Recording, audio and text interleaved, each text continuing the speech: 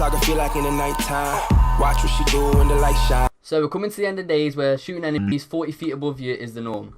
Boots on the ground is back, boys, and that only means one thing: better gameplay. How the fuck is it going? I'm MVO Delusion, and this is reasons why Call of Duty World War II will be the best COD in years. We'll start with the obvious, and that's the movement mechanisms. We're going back to boots on the ground, which means no more of this wall running and jumping in the air bullshit that's been in the last 3 Call of Duties. Sledgehammer Gaming started all of this with their Advanced Warfare. Why would you bring out a game called Advanced Warfare in the first place? No one wants this futuristic shit where you basically jump on trampolines to get from ledge to ledge. You got carried on in Black Ops 3, the game I'm on now, where you can jetpack up and start doing war runs, which is just another dynamic that they added to the game, which is ridiculous for warfare. They carried this on with a more B-Tech version of this movement mechanism in Infinite Warfare, where it just felt a lot more sluggish and like a B-Tech version of Black Ops 3. Everyone's been looking forward to this boots on the ground, going back to what Call of Duty is all about, going back to its core, and it's just going to be gameplay that everyone knows and loves. I'm bored of having to look 40 feet above me to try and kill someone, not knowing if they're going to be up there or not, especially when I'm playing competitively, because the amount of people you come up against with elite controllers or scuff controllers is just ridiculous. Like, they can war run literally around the map. Like, I've played people that have run around the whole map at 40 feet just getting kills.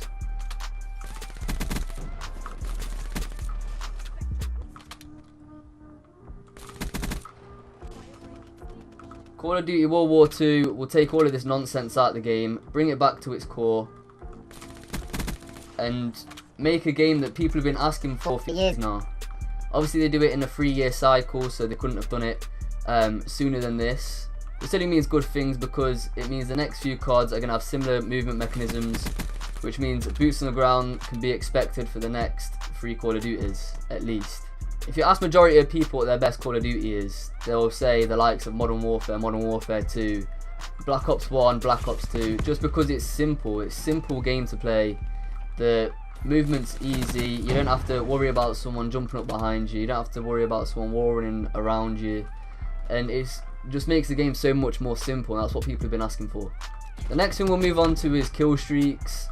Now, kill streaks is something that I'm not too bothered about in these Call of Duties, but when you've got warships that are going in the air that turn invisible and can literally just carry on spraying at you without you having any chance of taking it down, it's just a bit stupid.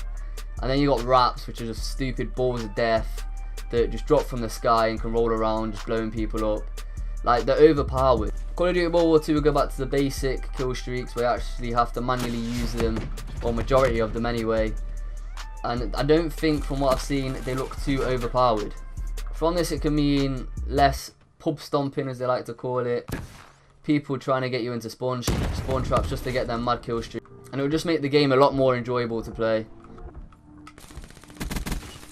Next thing I'm going to talk about is the weapons. Now, this is a thing that I'm most excited about, because the game's called Call of Duty World War II, which means it's based on actual fact. That means no of these shitty laser guns that they believe will be in the future, they have no idea what's going to be in the future. So them having this game that's actually based on fact will mean that it's going to be based on guns that were actually made in that era. It means the likes of the Thompson is back, the likes of the MP40 I believe will be back, and the STG-44, which all of them are like quality guns that were actually made in the past. And I've been on previous CODs and everyone's enjoyed them, so I don't know why they started bringing out these guns called the ERAD that shoot out laser bullets that can recharge their ammo on its own. Speaking of weapons, we can have a look at supply drops. I believe they're going to be in the next Call of Duty, but are they going to have weapon variants? I hope not. If they bring out weapon variants, I reckon it will destroy the game. It'll make the game less pay to win, so you're not getting these ridiculous guns that can fire twice the damage of the regular gun, so you can just pub stomp even more, or the guns that shoot out bullets quicker than their base gun. Stick with supply drops. I do think they're going to bring out new guns like this XMC that they brought out on Black Ops 3. The only thing I think that might change with the new guns that they bring out on World War II is they will again be realistic, but I don't think they'll be too overpowered like some of these guns are. Another thing when we're talking about weapons is snipers. I do like the idea of quick scoping. I fancy a quick scope here and there, but I feel like quick scoping has become too overpowered in the previous CODs, and it needs to be toned down a little bit. One of my favourite Call of Duties was World at War, Call of Duty 5, which never had quick scoping in it. This meant more strategic positioning when you're using a sniper, actually trying to pick off players in the back of the map who are sitting in these tall buildings trying to pick you off. So you using a sniper can actually bring you an advantage other than trying to get a cheeky quickscope across the map. Another thing I can't wait for, which I've already touched on, is it going back to history. When I was in school I used to love history just for the facts that you could learn about wars, and what actually happened, the reasons behind it. And this game seems to be touching on all of that. It means that there's going to be no more of these stupid camos where you're running around as a gingerbread man or a clown. Because who really wants to be seen in warfare running around in a clown suit? Like, it's stupid. It'll go back to actually trying to disguise yourself whilst you're playing. Maybe they'll throw in a few fluorescent camouflages just to make you think you look cooler. But it won't matter, you just stand out more to the opposition because the maps look dull again, which they should be in wartime. They shouldn't have all these vibrant colours. They shouldn't have all these vibrant colours dotted around the map. It just makes it look stupid, unrealistic. Yes, I guess it's within buildings and cities, but it needs to be dull. You're at war. It's not all happy-go-lucky. Another thing with it going back to history and actual warfare that's happened in the past, it means the single-player campaign is going to be a lot more realistic and enjoyable to play because you're pretty much learning whilst you're playing, and the fact that you can play as the opposition side when you're in the campaign, where you're not just looking at one perspective, is something different. It's never been done in COD before, and I think it's definitely a good idea that they brought into Call of Duty World War II. Another thing I hate about these games that they brought out in the last two CODs is specialists. Yeah, they're fun to use, but when you can turn into Usain Bolt, inject some adrenaline into you for 10 seconds and run across the map in literally like 5 seconds flat, it's a bit stupid. Like, it takes a competitive side out of it, especially in GBs. Yes, you have to think about your picks and how you're going to use it, but it makes it less about player skill, and obviously it brings in tactics, but if you got active camo you can just go up behind someone and just kill them from behind. Like, isn't that a bit unfair? It doesn't really show their skill of using the guns that are in the game. Taking specialists out of the game will add a whole new dynamic to it. It means you actually have to think about what you're doing, and it's all down to gun skill and positioning rather than running in head first with these stupid specialists that can pretty much guarantee you a kill. Like I said, specialists were fun, but I think it's time for them to go. And they're not realistic, so I really can't see them being in Call of Duty World War II. Another thing I really like the look of is headquarters, which they've added into the game. It's basically like a lobby, but you can do 1v1s in there where everyone watches. You can practice your gun skills, and you can just like sit in there with mates instead of sitting in a lobby just waiting for like a GB or whatever. It makes it a lot more interesting to play the game when you're waiting for games, and it's just a whole new thing that they've added to it. I don't know too much about this headquarters thing because I've only seen the trailer on it, but from what I've seen it does look top quality and something that I think everyone will enjoy. It's just one of them little things that have been added into the game that are just going to make it have more quality. Another thing I'm going to touch on is the maps. Now the maps on these games, yeah, they have been fun to play. Not too much Infinite Warfare, I didn't really enjoy the maps on that game, but certainly Advanced Warfare and Black Ops 3 have actually been alright to play. But I'm not going to lie, I'm bored of seeing Nuketown on every single Black Ops that gets released. I'm not going to be upset to see this map go. We're going back to these dual maps, not necessarily the 3-lane layout that they've done in these past few CODs. They go back to dual, realistic maps that just make you feel like you're at war. I think it won't make you feel like you're playing a game, it'll feel like you're actually at war because you're in the setting that a lot of these war heroes were in. These dual derelict buildings, holes in walls where artillery has been shot at.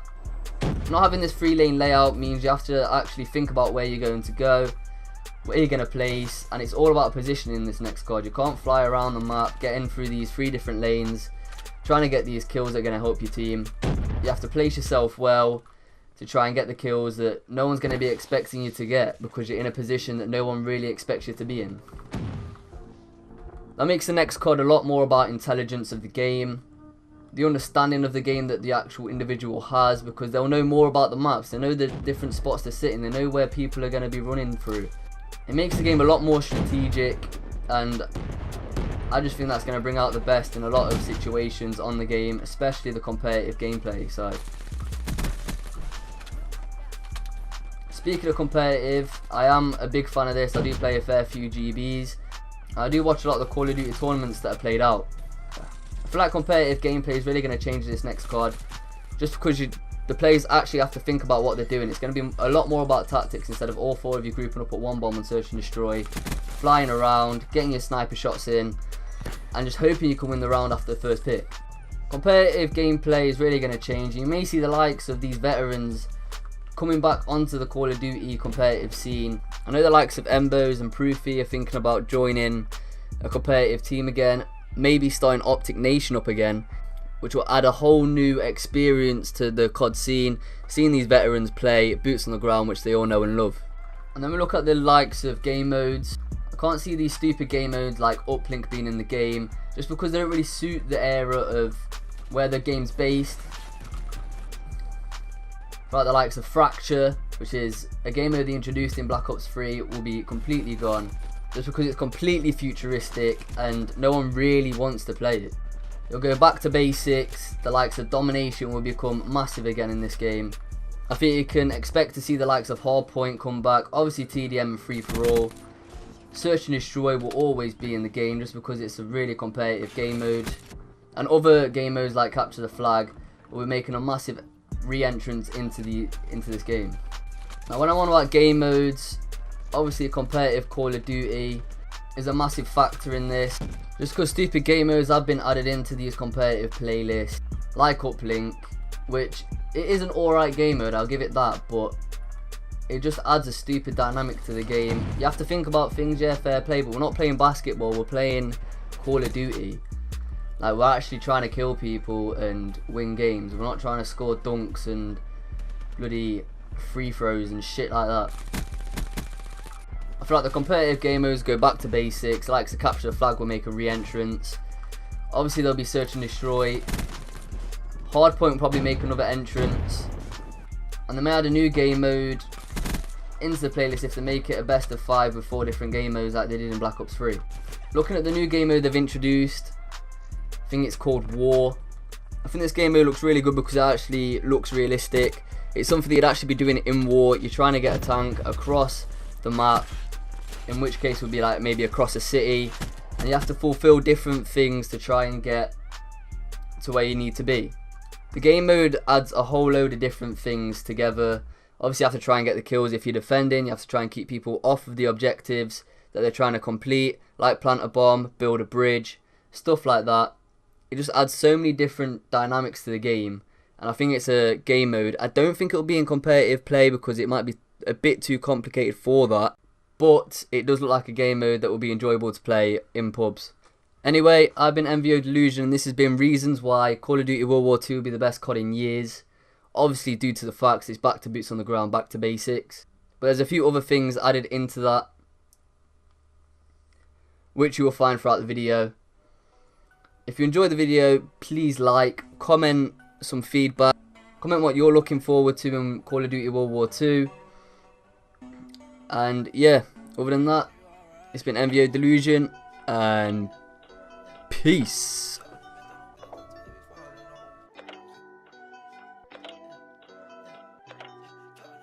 Zuzi on the track.